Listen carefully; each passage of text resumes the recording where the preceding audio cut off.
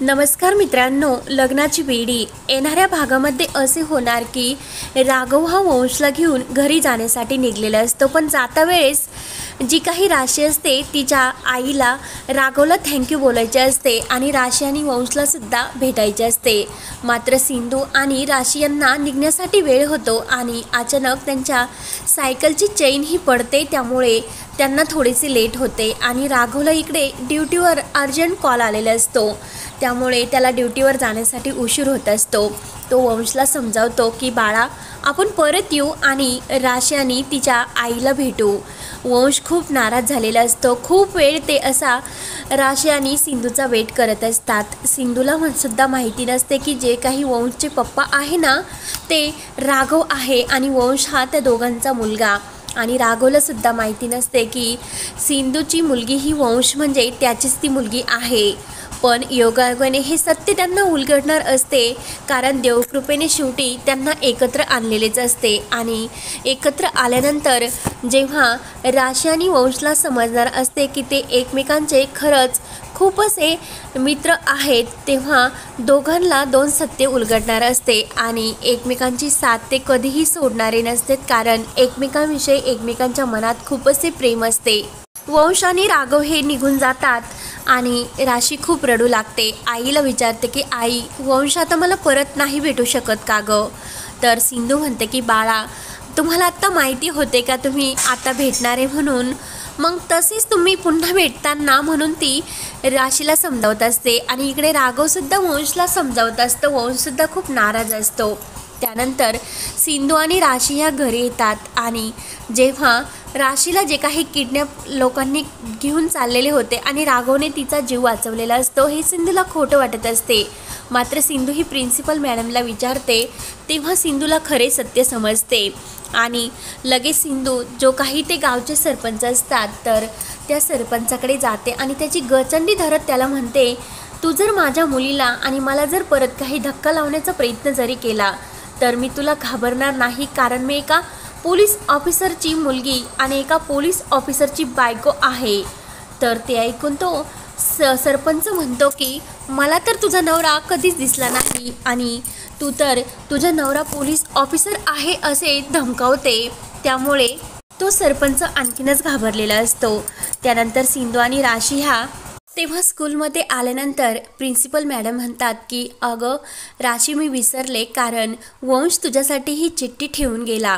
तेव्हा वंशने त्यामध्ये असे लिहिले असते की थँक्यू डॉक्टर आंटी, आणि त्यामध्ये त्याने त्याचा फोन नंबरसुद्धा दिलेला असतो। तेव्हा सिंधू आणि राशी खूपच खुश होतात, कारण राशीला हे वंशबरोबर फोनवर बोलता येणार असते।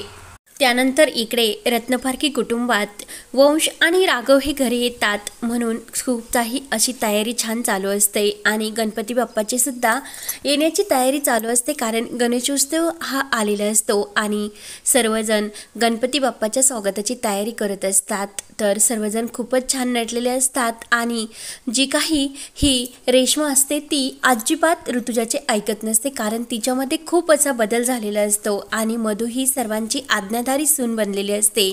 सर्वांची ती ऐकत असते, कुणालाही वाकडं काही बोलत नसते, त्यामुळे सर्वांची काळजी ती व्यवस्थित घेत असते, कारण तिच्यामध्ये खूप बदल झालेला असतो। आणि काकूसुद्धा एका खूप मोठ्या जबाबदारीच्या ह्या आमदार झालेले असतात आणि त्यांचा सुद्धा खूप असा वट वाढलेला असतो, कारण रत्नपारखी कुटुंबात खूपच बदल झालेला असतो।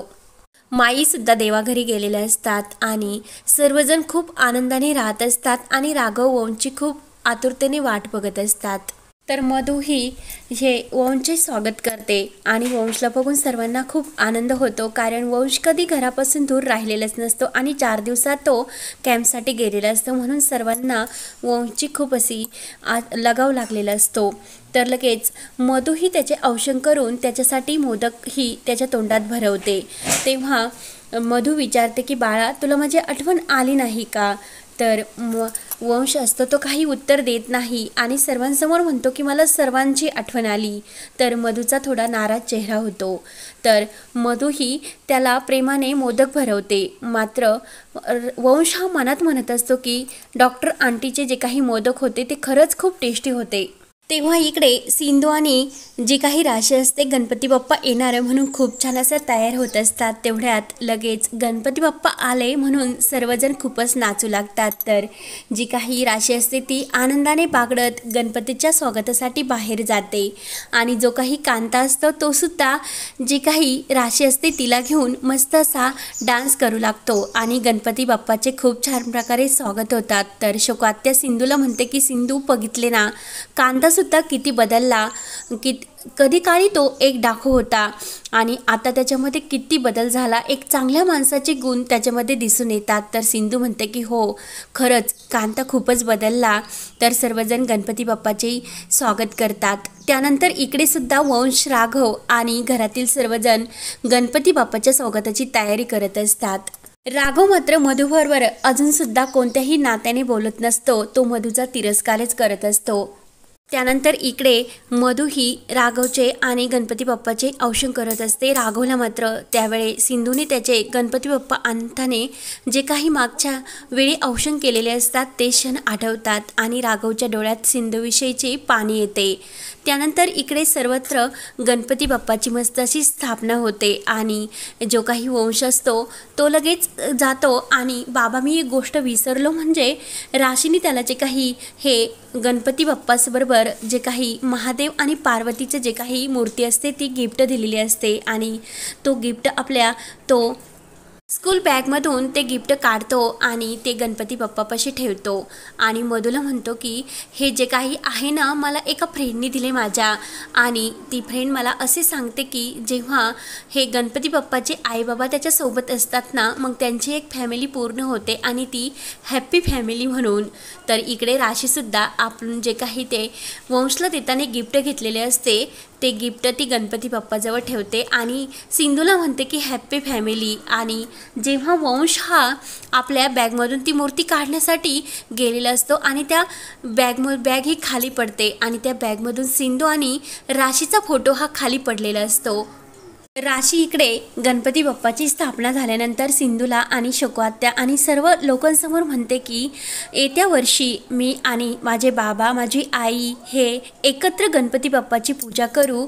जेव्हा त्या झाडाने मला सांगितले होते ना की माझे पापा हे लवकर येणार आहे, तर लगेच मग आमची हॅप्पी फॅमिली गणपती बाप्पासारखी पूर्ण होईल। तर राशीचे ते बोलणे ऐकून सिंधूला मात्र खूप असे वाईट वाटत असते। तर जेव्हा सर्वत्र आरती चालू असते इकडे सुद्धा सिंधू, राशी आणि सर्व ही आरती चालू असते, तिकडे सुद्धा आरती चालू असते आणि जेव्हा ही काही आरती संपल्यानंतर राशी असते ती राशी गणपती बाप्पाला म्हणत असते की देवा माझी जी इच्छा आहे ती पूर्ण कर आणि ती इच्छा एकदा पूर्ण केल्यानंतर मी तुला जीवनात कधीही काही मागणार नाही, फक्त माझ्या बाबांना मला भेटून दे। तर लगेच राशी ही कांताच्या हाताला धरते आणि कांताला म्हणत असते की मामा चल ना आतमध्ये देवाचे दर्शन घेण्यासाठी।